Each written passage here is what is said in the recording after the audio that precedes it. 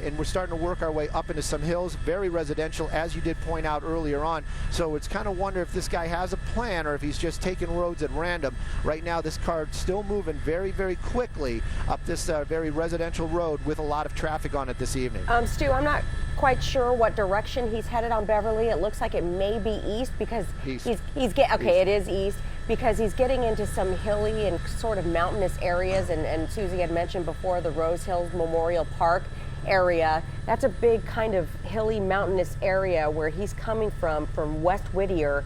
Coming out on the other side of that is Hacienda Heights. So these could be some tighter, smaller roads if he starts getting up into these areas, into some residential areas up there.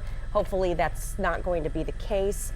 You always worried about the residential areas, people, coming in and out of their houses, not expecting something like this. But right now, he's still on some of the more populated areas, blowing through intersections and taking close calls next to other vehicles. And here he goes through one of those tight streets I was just concerned about.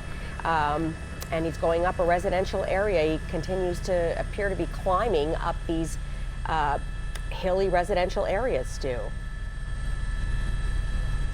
Yeah, I'm just listening in, trying to get some street names for you. Definitely a very residential neighborhood. You can see very tight roads out here as well. That vehicle seemed to make a very intentional turn, stopped at that stop sign for some reason, at least slowed down. Continuing up these roads up here, you can see that the California Highway Patrol very concerned about this as well. I don't know if you saw it earlier on. There was actually a person out there with a flashlight, kind of flashing that flashlight out. I'm not sure if that was an officer or if that was something else going on, if they did try to use the spike strips. But I can tell you right now, this vehicle's still moving. Ran that red stop sign right there, and there were vehicles there. You can see another car. Look how tight these roads are out here. Very residential neighborhood. I'm going to get a little bit wider. You can see some officers out here. Apparently this was a spot where they knew he was going to.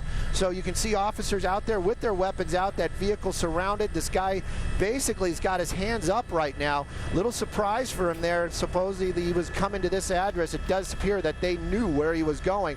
The officers have that gun basically pointed right at him. This guy just doing as he's told right now. Officers are taking him down. Not necessarily. No, the car. It looks like he's taking off. Not in park. Okay, there we go. The other officer getting in there. But basically just taking him into custody here. We'll get you an address. But Whittier PD had an idea where this guy was going, basically drove right up to them. Wow. And California Highway Patrol working with them, taking them into custody. And Stu, really surprising because we don't often see officers being this aggressive. They usually take a kind of a stand back kind of position behind their car doors and draw their guns. But the officers were walking towards that driver. Female. One thing that we're pointing out, as we're trying to see right now, is that this may not have been a male driver. This may be a female driver. It's still we're still hearing that unconfirmed, but it does appear to be a female driver.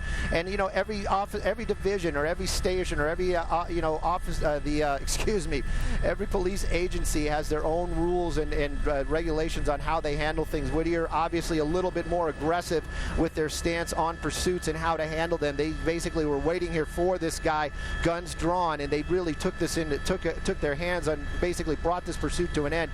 So that is the end of a pursuit, and it ends with a suspect, a female driver, in custody tonight in Whittier.